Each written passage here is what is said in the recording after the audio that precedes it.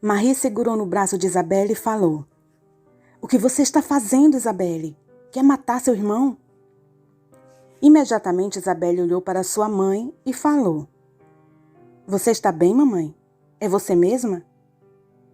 Marie, sem entender nada, olhava para a filha com uma cara de quem estava lidando com alguma pessoa maluca.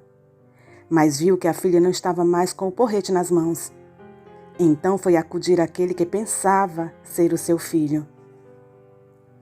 Isabelle, assustada, olhava aquela cena sangrenta que ela mesma havia causado. E não entendia porque ela teve aquela alucinação da morte da mãe. Enquanto Marie, preocupada, enrolava um pano na cabeça do suposto filho, Isabelle, sentada no chão, paralisada, olhava para o vazio. Até que aquela coisa toda ensanguentada, olhando para Isabelle, falou: "Você teve agora um pouco da prova dos meus poderes. Fiz você rever uma cena que só existiu na sua cabeça. Sua mãe não percebeu nossa conversa antes, quando falei com você pela primeira vez. Não percebeu nossa conversa quando virei minha cabeça. Como também não percebe agora. Meu poder ainda não está no auge, mas posso fazer essas coisas. Portanto, não me desafie. Ah, posso lhe dizer que você não me machucou. Estou inteiro e posso me levantar agora e ir caçar alguém para comer. O que você está vendo nesse momento são somente ilusões que criei." Assim que terminou de falar aquelas coisas para Isabelle, a criatura deixou de ter a forma humana e se transformou em um imenso lobo negro com garras e dentes afiados, e que se sustentava sobre 2 patas. Chegou bem perto do rosto de Isabelle e, babando e com um hálito quente e mal cheiroso, falou: "Está olhando para minha forma original. Posso retalhar qualquer um com essas garras."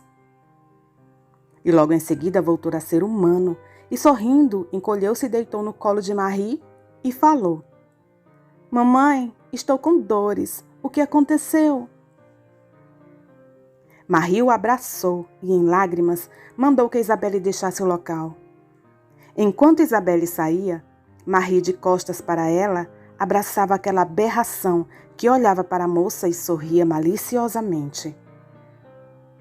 Isabelle foi ao celeiro encontrar seu pai. Lá chegando, contou tudo o que havia acontecido, inclusive sobre aquela outra horripilante face que apareceu na nuca daquela criatura que estava assumindo a forma de Pierre. Jean, preocupado com tudo aquilo, pediu para que Isabelle se mantivesse longe daquela coisa, quando sua mãe não estivesse por perto, pois provavelmente aquele monstro sabia que podia manipular Marie, mas provavelmente não faria nada com ela, se a mãe estivesse por perto, pois Marie, mesmo sendo manipulada, não deixaria que nada de ruim acontecesse com a filha. Jean sabia que a criatura podia assumir formas humanas, pois assumiu a forma de seu filho. Ele desconfiou que, na certa, ele só assumiria a forma de quem ele matasse. Mas ele resolveu discretamente vigiar Pierre sem que ele suspeitasse da presença dele. Para isso, pediu que Isabelle guardasse segredo, inclusive de Marie, que ele, Jean, estava vivo e estava na propriedade. Ele precisava saber que espécie de animal medonho era aquele, para depois traçar um plano para liquidá-lo. Jean sabia que a criatura era um lobo, mas não era um lobo comum, pois se movimentava sobre 2 pernas, podia falar e também podia assumir a forma humana, bem como entendesse ou quisesse. Para vigiar, Jean escolheu uma imensa árvore que estava no meio do quintal. Essa árvore tinha copa muito frondosa, com muitos galhos entrelaçados, e ela podia perfeitamente esconder algo ou alguém em sua copa. Apesar do grande lobo não ter sido ferido com os golpes de Isabelle, Marie viu as feridas e tentava cuidar delas. E quando o monstro dormiu, Marie foi até o encontro de Isabelle, que estava na cozinha, e falou: "Isabelle, o que foi aquilo? Por que atacou seu irmão? Você quase o matou. Não bastava o pobrezinho ter sofrido o trauma de ter o seu pai morto nas garras de uma criatura demoníaca? Não bastava as perguntas inquisitórias que você fez a ele? Não satisfeita, ainda golpeia seu irmão na cabeça? As feridas são apenas no couro cabeludo, não atingiu o crânio. Mas você poderia tê-lo matado. Isabelle, mais preocupada com a mãe do que com aquela aberração, pediu perdão à mãe e disse que estava com saudades do pai. E naquele momento achou que Pierre era o culpado do desaparecimento de Jean. Marie a abraçou e disse: Filha, também sinto a falta do seu pai, mas Pierre é inocente. Ele não teve culpa da morte de Jean. Isabelle então disse: Sim, mamãe, sim, Pierre é inocente. Desculpa, vou me comportar melhor. Abraçou a mãe e em pensamentos falou: Sim, Pierre é inocente, mas essa coisa que tomou o corpo dele não é. Vou ajudar papai a acabar com esse monstro. A fera, cansado de fazer com que Marie visse as feridas, resolveu fazer com que ela se esquecesse do ocorrido. E, novamente, a mãe de Pierre voltou a ver o filho saudável. O lobo grotesco saía todo final de tarde para caçar e voltava logo pela manhã. E para que Marie não se preocupasse ou fizesse perguntas indiscretas, um monstro sempre trazia um animal de pequeno porte para que eles pudessem comer durante o dia. Esse animal sempre estava com marcas no pescoço, como garras. Ele falava para Marie que eram marcas das armas que ele usava para caçar, que era uma espécie de argola com espinhos que enroscava no pescoço da presa e, quando ela fizesse força, os espinhos cortavam o pescoço até os ossos. Marie nunca questionava e sempre elogiava as habilidades de caçador que o filho possuía. No entanto, ela o aconselhava a tomar cuidados, pois a criatura que havia vitimado Jean poderia estar espreitando, esperando uma oportunidade para atacar. O rapaz maliciosamente sorriu por dentro e falou: Sim, mamãe, você tem razão. Ele está esperando uma oportunidade. Marie não percebeu a maldade escondida nas falas da criatura, mas Isabelle olhou com seriedade para o monstro que caminhou em direção à menina e, discretamente, sem Marie perceber, e com uma voz bem sinistra e assustadora, cochichou nos ouvidos de Isabelle a seguinte frase: Tic, tac, a hora se aproxima. Dizendo isso, soltou uma gargalhada que até Marie percebeu e falou: Nossa, Pierre, que gargalhada sinistra! O moço então falou: Perdão, mamãe, só estava querendo assustar Isabelle. Ao dizer isso, a criatura foi caminhando lentamente em direção à floresta e falou para Marie que queria apenas caminhar um pouco e pescar uns peixes, que só saíam à noite e que estaria de volta pela manhã bem cedo. Falou que era para que não se preocupassem que ele dormiria em algum lugar seguro, talvez em alguma caverna, cuja entrada não permitiria que grandes animais ou criaturas pudessem estar nela.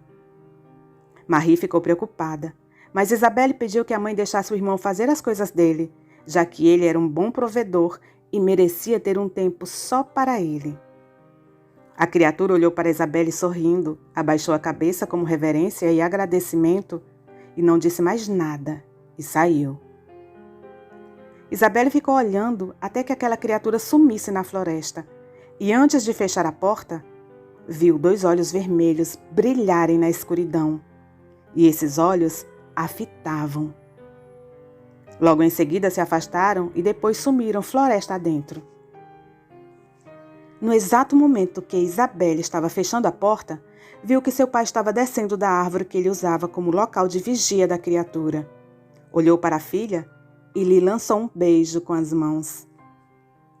Isabelle sabia que o pai iria se arriscar seguindo aquela coisa e, sem dizer nada, olhou para ele com os olhos que imploravam para que ele tomasse cuidado. Fechou a porta e, aflita, abraçou a mãe.